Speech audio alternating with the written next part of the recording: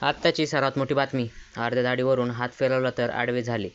एकनाथ शिंदेंच्या वक्तव्यावर उद्धव ठाकरे काय म्हणाले?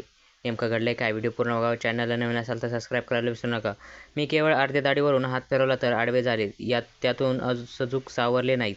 आता कुणाचा तरी हात पकडून उठण्याचा प्रयत्न करतात, त्यामुळे उगेटा नाही बोलणे आता शोभत नाही, असं टोला लागवत पूर्ण दाढीवरून हात फिरवला असता तर काय झाले असते, याचा विचार त्यांनी करावा, असे वक्तव्य उपमुख्यमंत्री तथा शिवसेनेचे शिंदे प्रमुख नेते एकनाथ शिंदे यांनी गेल्या आठवड्यात ठाण्यात पत्रकारांशी बोलत केला होता.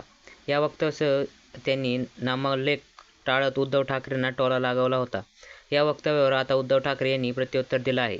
उद्धव ठाकरे यांनी सामना या शिवसेनेच्या ठाकरे मुखपत्रासाठी संपादक व राज्यसभा खासदार संजय राऊत यांना मुलाखत दिली. त्यावेळी ते म्हणाले, त्यांची अर्धी दाढी तरी राहिलीच हेच नशीब समजावं.